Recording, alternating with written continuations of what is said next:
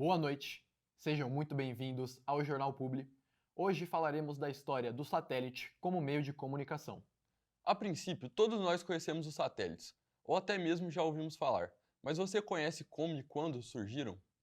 Os satélites surgiram como meio de comunicação no ano de 1870, quando um escritor americano chamado Edward Everett publicou em uma revista da época sobre um satélite chamado The Brick Moon e teria a função de comunicar.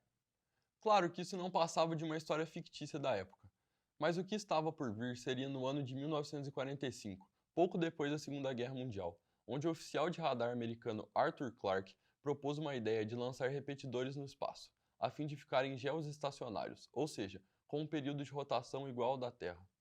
Porém, devido à falta de tecnologia da época, esse projeto não foi para frente. Mas o exército americano continuou investigando e estudando sobre o satélite.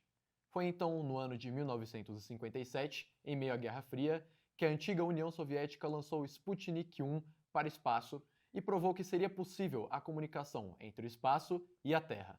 O Sputnik 1 realizava comunicações em apenas 20 a 40 Hz, ou seja, não era uma comunicação muito eficiente, apesar de provar que era possível. Então, pelo mundo estar polarizado entre Estados Unidos e União Soviética, os Estados Unidos não ficaram para trás.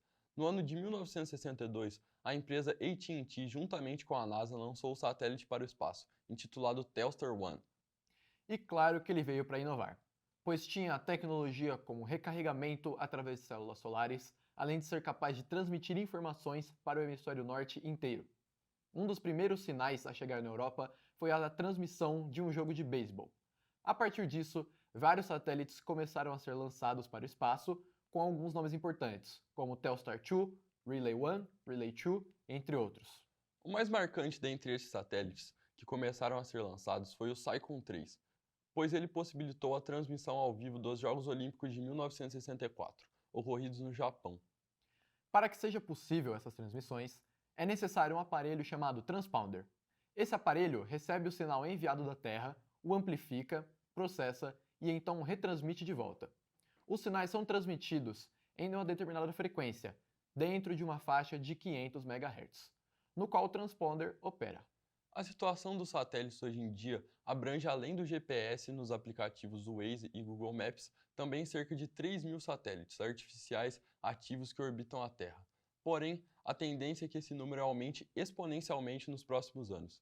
Em 2019, por exemplo, a empresa de sistemas aeroespaciais e de serviços de transporte espacial SpaceX, fundada por Elon Musk, obteve autorização inicial para lançar até 30.000 satélites, a fim de levar conexão de alta velocidade ao redor do mundo, e seu objetivo é de aumentar para 42.000 unidades.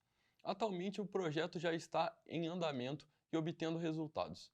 Elon Musk está com um projeto intitulado Starlink, que consiste em uma internet super rápida e com acesso fácil, devido ao lançamento de 12.000 satélites ao espaço que ficam em uma altitude menor do que o normal. Esse foi o nosso Jornal Publi de hoje. Muito obrigado pela sua atenção, boa noite e até a próxima. Boa noite.